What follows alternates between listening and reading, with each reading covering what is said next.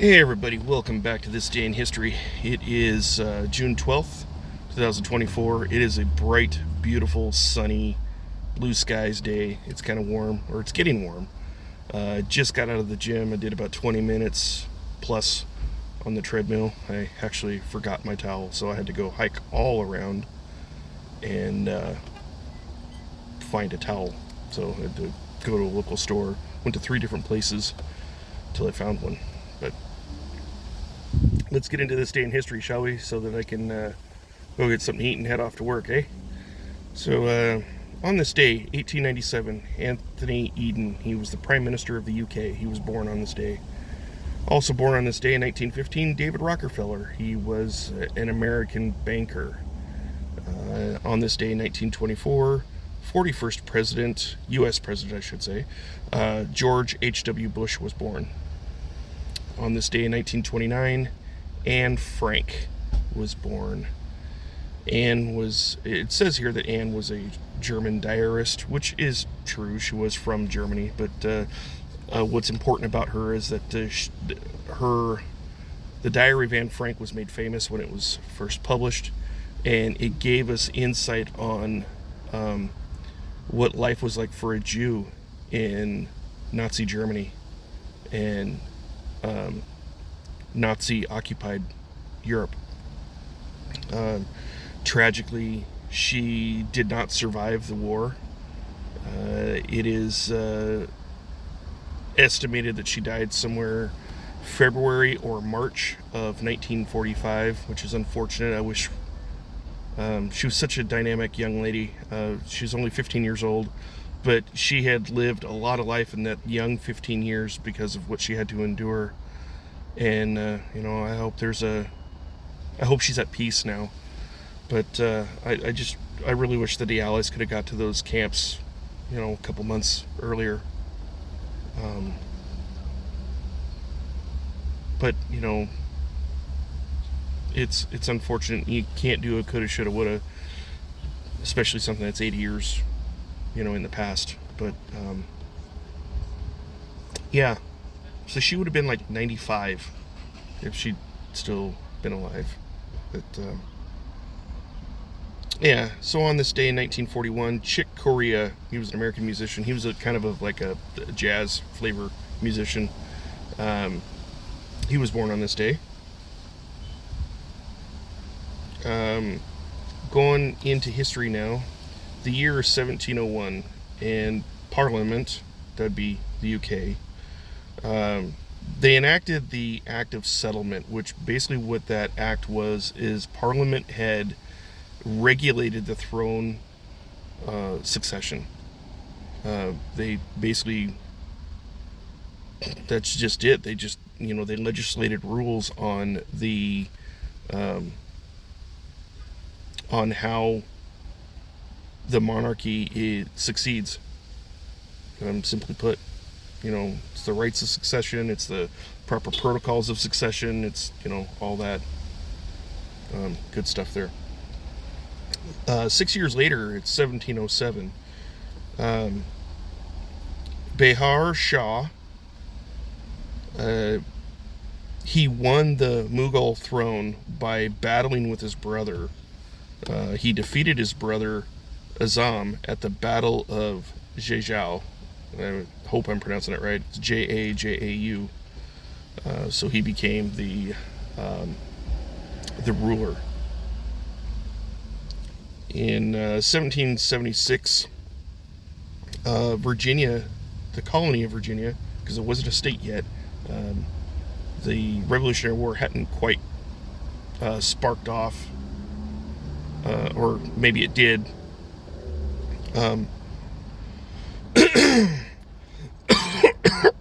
Excuse me. I take it back. It was Revolutionary War had started. Virginia adopts. They have a convention. Sorry.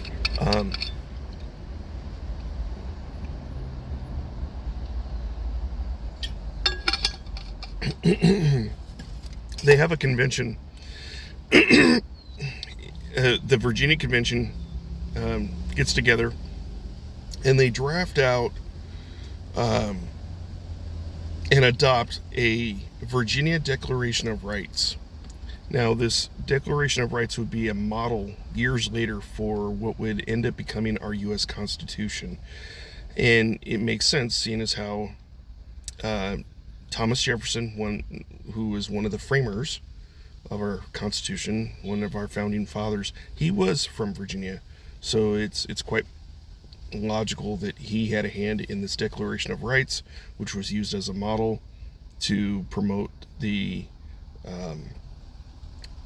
incarnation of what we know now as our U.S. Constitution. 1898, the Philippines declare independence from Spain by way of their revolutionary leader, Emilio Aguinaldo. This is all relative to the Spanish-American War of 1898, where the United States goes to war against Spain because of what happened to the USS Maine in a Havana harbor there in Cuba. What ended up happening was that an attack happened, or an explosion, I should say, happened on the ship. Spain was blamed. War broke out. And in the end, Spain lost a lot of territory as a result of that conflict. They lost the Philippines, they lost Guam, they lost Puerto Rico, they lost Cuba. All became U.S. territories. The Philippines did gain its independence. We ceded them independence. We're like, hey, we were here to help you liberate. We're not here to occupy you, although we have a base there, but we don't own them. They're just partners. So they gained their independence in 1902. So yeah. 1939, the Baseball Hall of Fame has its first induction ceremony, and inducted were Babe Ruth, Ty Cobb, and Honus Wagner. Now, it was voted on 3 years earlier, or they were, however the process was, it was agreed upon that they were going to be inducted, and why it took them 3 years to actually start the Hall of Fame or do an actual ceremony is beyond me, but it is what it is. 1939 was the first induction ceremony. We progress into 60s. It's the Civil Rights era. It's 1963. Medgar Evers will be murdered outside of his home in Mississippi. Medgar Evers was a civil rights activist. And I was thinking about that, and I can't remember if the murderer was caught, and if the murderer was caught, it wasn't for years and years and years later. Whoopi Goldberg did a movie where she played Medgar Evers' wife, and as I recall, I think what it was is that it was decades later that they brought someone to trial for that murder, and they actually got a conviction. And it was, to the Evers family, it was justice finally being served. But he was a pioneer in the civil rights movement. Unfortunately, he was a martyr for the cause. But his martyrdom didn't go in vain, because he did lay the groundwork. That incident, that event, it did give more traction for the civil rights movement. So you got to take some positive out of the negative, I suppose. But may he rest well. May he rest in peace. 4 years later, it's 1967. Still, we're embroiled in the civil rights era. The United States Supreme Court hears a case, Loving versus the state of Virginia, and what that was about was the state of Virginia had a ban on interracial marriage. The loving couple had challenged it, and it went all the way up to the Supreme Court, and the Supreme Court had ruled that banning of interracial marriages was unconstitutional. So that was a major victory for the civil rights movement. It was a major victory for Black America. It was a major victory just in general, because that meant that, free to love who you want to love and marry who you want to marry, and not be bogged down by stupid racial Jim Crow-esque kind of laws. So it was a good thing. 1981 sees the release of Raiders of the Lost Ark. It would be the movie that kind of really set off that franchise. I remember my stepdad said that he had seen it and he didn't quite understand it, didn't get it, thought it was meh. I remember when I saw it, I absolutely loved it. Temple of Doom, loved it. Last Crusade, loved it. Crystal Skull, not so much. But this last Indiana Jones movie that they had, where he finds a way of going back in time. Spoiler alert. Was an excellent movie. I mean, they were all really good movies. I mean they're all good movies in their own right. I just wasn't a big fan of Crystal Skull. The whole alien thing, because I'm not into that, but yeah, I love the franchise, so I went and saw it because I love the work that Harrison Ford does, and I love the character of Indiana Jones. So, and there's talk that there might be another Indiana Jones where he finally passes the torch on to somebody else, but I don't know. We'll see about that. 1987 sees some interesting political change. Ronald Reagan is at the Berlin Wall, which is in Germany. You got to remember back then, Germany was divided east and west. Berlin was divided east and west. There was a big wall that went right through the town. It was Churchill called that Berlin Wall. He referred to it as the Iron Curtain. And basically it was free Western Europe versus a communist-controlled Europe. And there's a famous speech there that Reagan delivers, and the main quote of that, he was talking about how oppression needs to end, people need to be free, the wall needs to come down, and he is quoted as saying, "Mr. Gorbachev, tear down this wall." Gorbachev was the last Soviet premier of the Soviet Union. And next is 1991. There's two things that happens in 1991. But I'll get to the second one later because that's the featured event. Mount Pinatubo erupts for the first time in over 600 years, and that was in Luzon, Philippines. And that happened on this day in 1991. And I'll get back to the other thing that happened in 1991.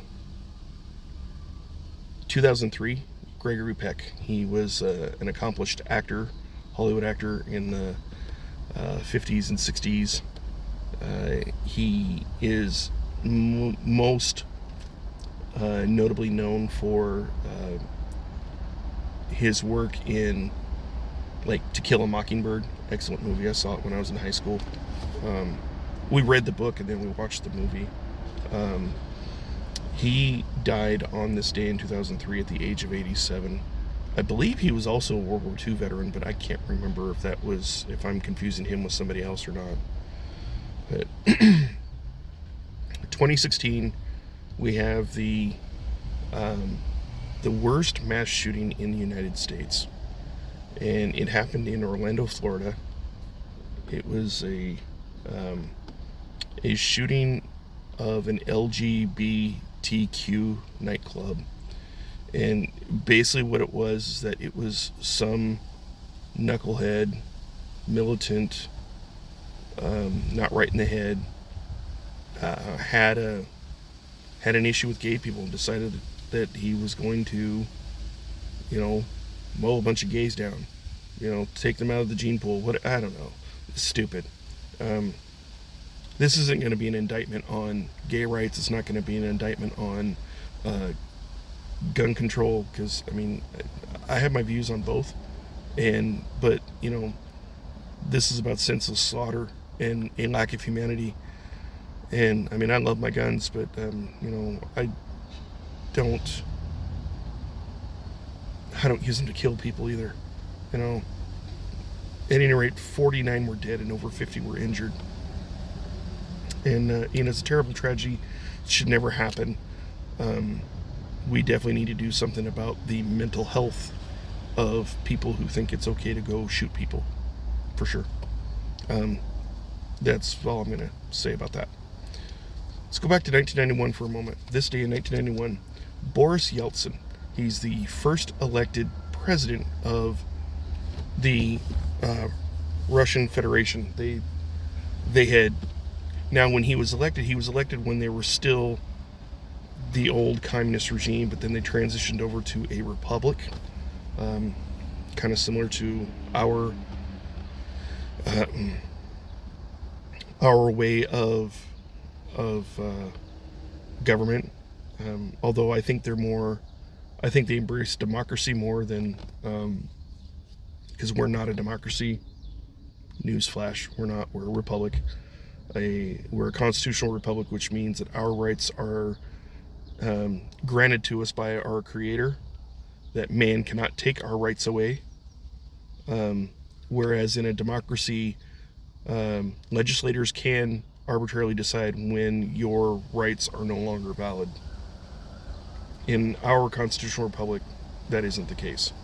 So, but yeah, Boris Yeltsin, he would become in transition from the old system to their republic system, and he would become their first president, and he would be president until the eve of 2000.